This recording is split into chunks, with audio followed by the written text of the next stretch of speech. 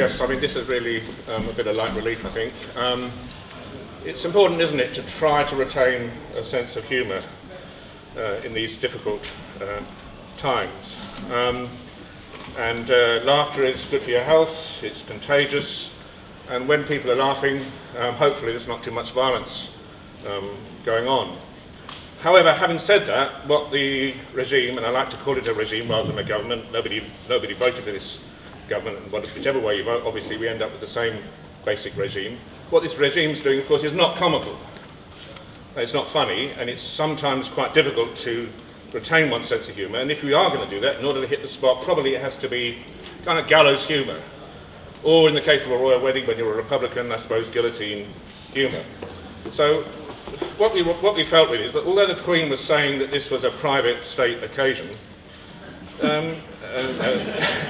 it turned out that we were paying for this party.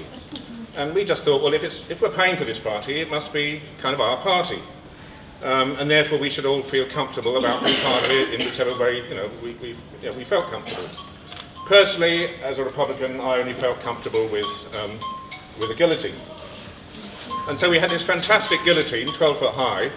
It was only made of plywood, but but it would have, in a way, done the job. And what we felt was that we just needed to make a few very, very clear points. Our basic propaganda was the leaflet was like dead for the day.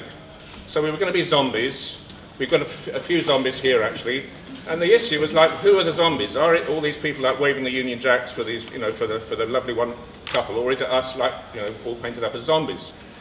Anyway, to cut a long story short, on the night before the occasion, we were just coming back from the pub, having stored all our street theatrical propaganda and props and stuff, basically Punch and Judy stuff, into the van, when suddenly we were surrounded with 25 uniformed officers. This is just outside where I live. And our friends told us that they needed more police to arrest us than to arrest the Cray twins. We were accused of, as Hannah said, conspiracy to cause a public nuisance. With us was the executioner, Patrick, who can't be here, by the way, because his bail conditions are so severe that he's not even allowed, never mind marches and demonstrations or rallies, he's not allowed to appear at any meeting. So Patrick's not here. By the way, the reason he got arrested was because Channel 4 were with us, and they managed to persuade poor Patrick to try on this 17th century executioner's costume. And as soon as he put on the costume, the police said, right, you're under arrest too. So absolutely clear that the reason why people got arrested was for being part of a street theatre troupe. And as John said earlier, we were arrested for thinking about doing some street theatre the following day. There was just perhaps I should just add that it was quite a serious point. I mean, and I'll wind up having made this point. I mean, there is some crime going on in very high places. And what we were suggesting with our guillotine was a crackdown on crime starting at the top. And some royals are actually involved in that crime. And we decided we wanted this execution, which, by the way, would have been held in Red Line Square, perfectly legal, occupied Republican. We got permission to have a Republican street party there. What we were going to do was execute in a way which would bring the entire country together. Now, obviously, a lot of people would have thought it wasn't very fair, really, to execute the, Wills and Kate on the very day of their wedding, and maybe the Queen would be a bit more controversial. But one thing would have absolutely united the country, and that was Prince Andrew. Not just,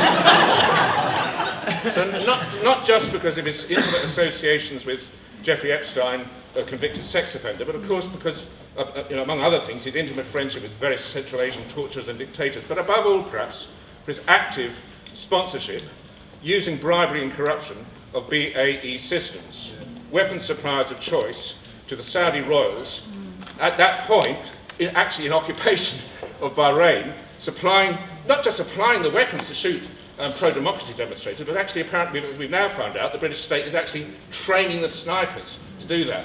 Well, Prince Andrew was exposed in Wikipedia, in WikiLeaks, actively was saying, we have to have bribery and corruption, otherwise we won't be able to make these deals. So we just thought, an example of Prince Andrew would have been pretty good.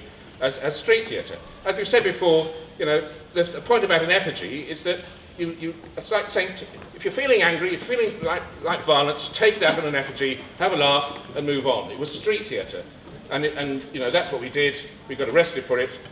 Just to end up, we're having to, the bail conditions mean that we have to go to Lewisham Police Station, us three, this Friday to find out whether we're facing actual charges or not. But I also want to just pay tribute to the enormous courage of, these were the violent thugs which the Daily Mail talked about. They were young people arrested in the region of Soho Square, actually arrested for putting on face paint. And they included 9-year-old, 7-year-old girls and their parents.